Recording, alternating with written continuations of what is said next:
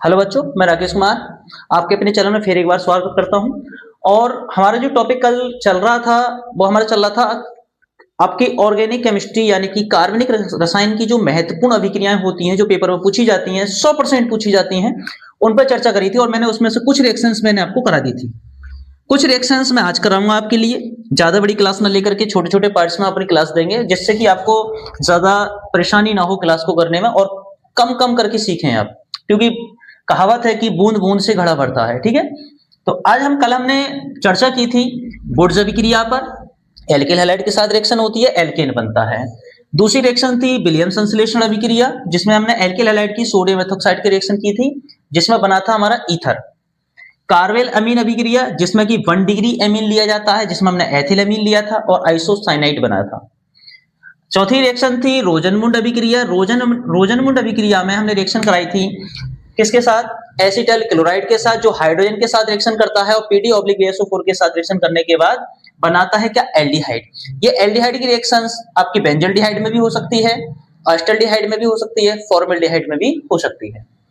अगली रिएक्शन की थी हमने कैनिजारो अभिक्रिया।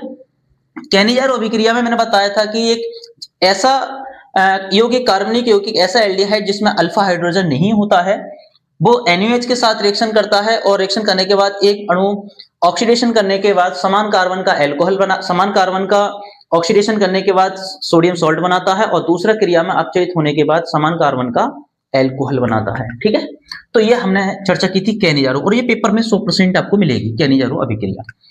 ये मैंने 10 रिएक्शंस लिखी थी, इसमें से आपको बहुत ज्यादा रिएक्शन देखने को मिलेगी, एक आधी नहीं मिलेगी ना, तो इसमें से 6-7 रिएक्शंस तो आपको मिलेंगी मिलेंगी। 6 रिएक्शंस है आपकी सिमिट अभिक्रिया। कौन सी है? सिमिट अभिक्रिया। ये अपने आप में बहुत ही अच्छी रिएक्शंस है।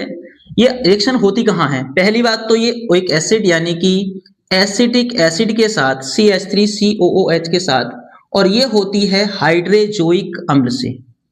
किससे होती है? हाइड्रोजोइक अम्ल से। हाइड्रोजोइक अम्ल से कंसंट्रेट H2SO4 की उपस्थिति में। कंसंट्रेट H2SO4 की उपस्थिति में जब एसिटिक अम्ल की हाइड्रोजोइक अम्ल के साथ रिएक्शन होती है तो जो क्या बनता है सर? इसमें से एक तो निकलता है नाइट्रोजन N2 और होता है बेटा CO2। बना क्या सर? यहां पर बनता है CH3NH2 यानी कि Maithil amine. Maithil amine. Acetic अम्ल से मैथिल एमीन कैसे प्राप्त करेंगे? तो आप हाइड्रोजोइक अम्ल से अभिक्रिया करा सकते हैं। और पेपर में कई बार रिएक्शंस पूछी गई है, क्या होता है जब एसिटिक अम्ल की हाइड्रोजोइक अम्ल के साथ रिएक्शन करते हैं या हम सिमिट अभिक्रिया कराते हैं, तो ये आपकी कौन सी अभिक्रिया होती है? सिमिट अभिक्रिया। स्टार लगा लेना, पेपर में आपको देखने को मिलेगी रिएक्शन से। अगली रिएक्शन है aldol, one of the most reactions, बहुत बेहतरीन एल्डोल रिएक्शन। एल्डोल संघनन क्या होता है? संघनन का मतलब होता है अपने अणुओं का युग्मात्मक हो जाना, एल्डोल। तो एल्डोल में आप क्या कर सकते हैं, जैसे हमने एक लिया एस्टल्डिहाइड, और एस्टल्डिहाइड का फार्मूला होता है CH3CHO यानी कि CH3C डबल बॉन्ड OH, और एक मॉलिक्यूल ले लिया हमने CH3CHO करके, दोनों ही। ठीक है, तनु NaOH की उपस्थिति में। कंडीशन क्या होती है? आप इसमें क्या करेंगे, आपको बस कुछ नहीं करना, यहां से एक हाइड्रोजन बाहर ले लो और ये हाइड्रोजन इस ऑक्सीजन के साथ दे करके इसका बॉन्ड को ओपन कर दो। जैसे हमने बॉन्ड किया तो O के साथ किया जाएगा H, O के साथ किया गया H, और जो बनेगा हमारे पास, तो वो बनेगा बेटा हमारे पास CH2CHO, और इसी को हम कहते हैं एल्डोल। क्या कहते हैं? एल्डोल। और ये एल्डोल संघनन की सबसे बेहतरीन रिएक्शन है आपकी। ठीक है, तो आई होप ये वाली बात भी समझ गए होंगे आप। क्लियर है? अगली रिएक्शन आती है क्लेजन संघनन। क्लेजन संघनन भी अपने आप में बहुत महारत हासिल करने वाली रिएक्शन है। क्या है? चर्चा करते हैं। क्लेजन संघनन, देखो क्लेजन संघनन क्या होती है? 3COO C2H5 प्लस इसके ही मॉलिक्यूल्स दो ले लो, CH3COO C2H5 के साथ, और जैसी रिएक्शन करते हैं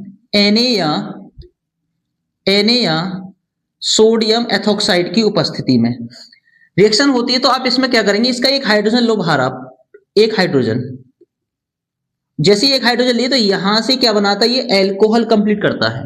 क्या बनाता है? Alcohol, C2H5OH। जो बनता है क्या बनेगा सर? देखेंगे CH3CO CH2 COO C2H5। इसका नाम क्या होगा? देखो इसको होता है ये एथिल एसीटेट समूह है, ये एसीटो समूह है, तो नाम होगा एथिल एसीटो एसीटेट। क्या नाम होगा? Ethyl aceto acetate. क्लियर है? तो ये आपकी कौन सी रिएक्शन हो गई? किलेजन संघनन। ठीक है। हिंसबर्ग अभिकर्मक क्या होता है? सर हिंसबर्ग अभिकर्मक क्या होता है? हिंसबर्ग अभिकर्मक होता है C6H5SO2Cl, benzene sulphonyl chloride, benzene sulphonyl chloride. ठीक है, ये होता है हिंसबर्ग अभिकर्मक। एक और होता है, एक एल्कोहल के लिए रिएक्शंस कराते हैं, जैसे हम बोलते हैं एल्कोहल की, जैसे प्राथमिक है, प्राथमिक एल्कोहल, द्वितीयक एल्कोहल, तृतीयक एल्कोहल होता है। तो उन एल्कोहल की पहचान करने के लिए कौन से अभिकर्मक इस्तेमाल करते हैं, ठीक है, उसका भी अभी बताऊंगा। पहले इस रिएक्शंस को बात कर लेते हैं जरा। अगली रिएक्शन है हमारी हाफमैन ब्रोमाइड अभिक्रिया। कौन सी रिएक्शन है आपकी? हाफमैन ब्रोमाइड अभिक्रिया। सर हाफमैन ब्रोमाइड अभिक्रिया क्या होती है? हाफमैन ब्रोमाइड अभिक्रिया क्या होती है? चलो मैं यहां लिख देता हूं ऊपर के लिए, हाफमैन ब्रोमाइड अभिक्रिया क्या होती है। देखो हाफमैन ब्रोमाइड अभिक्रिया में क्या लेते हैं सर? कोई भी तो हम लेते हैं एमाइड। क्या लेते हैं? एमाइड। और इसकी रिएक्शन कराते हैं Br2 के साथ। किसके साथ? Br2 प्लस KOH के साथ। और जो यहां पर बनता है वो बनता है एमीन। क्या बनता है? एमीन। क्या बनता है? एमीन। तो इतना याद रखेंगे, हाफमैन ब्रोमाइड अभिक्रिया में कोई भी एमाइड लेते हैं। क्या लेते हैं? कोई एमाइड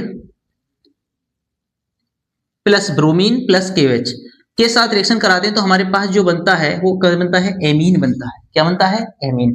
तो हाफमैन ब्रोमाइड अभिक्रिया के अंतर्गत आपको इतनी सी बात याद रखनी है, क्या कि जब कोई एमाइड ब्रोमीन KOH के साथ रिएक्शन कराता है तो उसमें बनता है एमीन, उसके बाद सह उत्पाद बनते हैं, और इसी अभिक्रिया को जो हम कहते हैं वो कहते हैं हाफमैन ब्रोमाइड अभिक्रिया। तो आई होप कि आपके लिए इतने रिएक्शन समझ में आ गई होगी। चर्चा करेंगे, आज की क्लास ज्यादा बड़ी ना करके यहीं तक समाप्त करते हैं। नेक्स्ट क्लास में मिलेंगे इसकी आगे की रिएक्शंस को लेकर के। ठीक है, अभी और भी रिएक्शंस हैं, उन पर चर्चा करेंगे। तब तक के लिए बाय बाय।